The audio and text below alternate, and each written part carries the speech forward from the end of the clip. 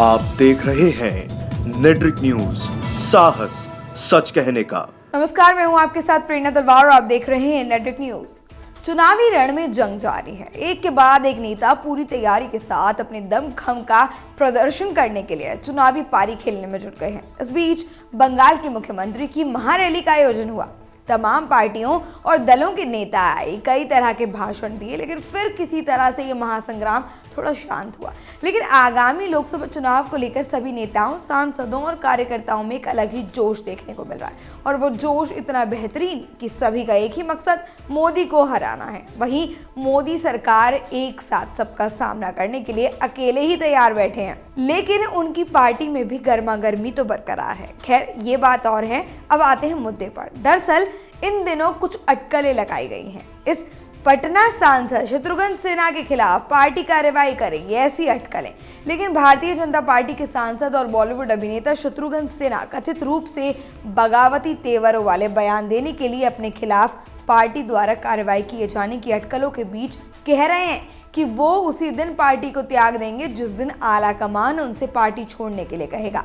हालांकि उन्होंने ये भी कहा है कि उनकी सहानुभूति विपक्ष के साथ है, लेकिन इस मुद्दे पर आम चुनाव 2019 खत्म होने के बाद ही विचार किया जाएगा। इतना ही नहीं, सिन्हा ने प्रधानमंत्री नरेंद्र मोदी को रियल एक्शन हीरो बताते हुए कहा कि मैं बीजेपी में सिर्फ एक ही मोदी को जानता हूं, और वो हैं प्राइम मिनिस्टर नरेंद्र मोदी। भाजपा सांसद होने के नाते जहां एक तरफ उन्होंने पीएम मोदी की तारीफ करी, वहीं एक्शन हीरो ने बता डाला, तो दूसरी तरफ पश्चिम बंगाल की मुख्यमंत्री ममता बनर्जी को देश के प्रधानमंत्री पद के लिए सबसे परफेक्ट बताया। गौरतलब है कि ममता की महारैली में शत्रुघ्न सिन्हा शामिल हुए थे, और न सिर्फ शामिल हुए बल्कि मोदी सरकार के लिए उन्होंने कई फैसलों पर उन्होंने काफी विरोध भी किया। नोटबंदी, जीएसटी, राफेल जैसे बड़े बड़े मुद्दों पर उन्होंने मोदी सरकार से नहीं बल्कि मोदी जी से जवाब मांगा है।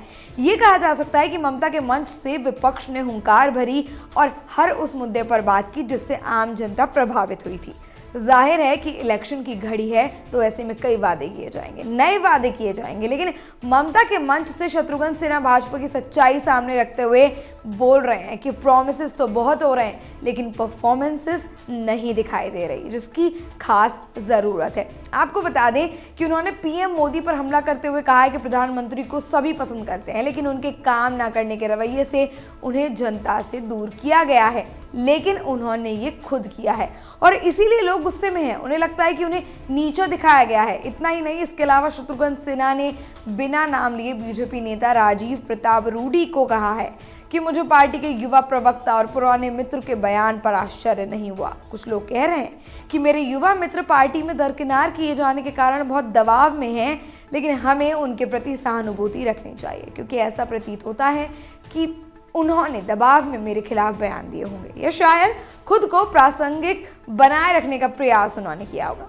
अब चुनाव को कुछ ही दिन बाकी हैं। अब एक के बाद एक बहुत से बयान सामने आएंगे। जीत किसकी होगी ये तो वक्त बताएगा, लेकिन फिलहाल शत्रुघ्न सिन्हा भाजपा के खिलाफ जाकर अपना पलड़ा काफ़ी भारी करने की कोशिश कर रहे हैं, लेकिन लोगों को उनकी बयानबाजी थोड़ी समझ में नहीं आ रही। जहां वो थोड़े से खफा हैं अपनी ही पार्टी से, वहीं वो विपक्ष को सहानुभूति दिखा रहे हैं। इसका क्या मतलब है कि क्या 2019 के चुनाव में अगर बीजेपी जीतती है तो वो अपनी पार्टी में ही रहेंगे, या फिर अगर बीजेपी की हार होती उन्हें दिखाई देती है तो वो किसी और पार्टी में चले जाएंगे? खैर, यही वजह है कि बिहार की राजनीति पार्टी आरजेडी ने उन्हें पार्टी ज्वाइन करने का ऑफर दे डाला है। तेज प्रताप यादव ने खुद सिन्हा को आरजेडी में आने का खुला ऑफर दिया। अब देखते हैं कि इस पर शत्रुघ्न सिन्हा क्या प्रतिक्रिया दिखाते हैं। फिलहाल के लिए इतना ही। ऐसी और खबरों को जानने के लिए देखते रहिए नेट्रिक न्यूज। हमारे साथ जुड़े रहने के लिए हमारे YouTube चैनल को सब्सक्राइब करें, साथ ही बेल आइकन को दबाएं। नेट्रिक न्यूज की खबरें सबसे पहले देखने के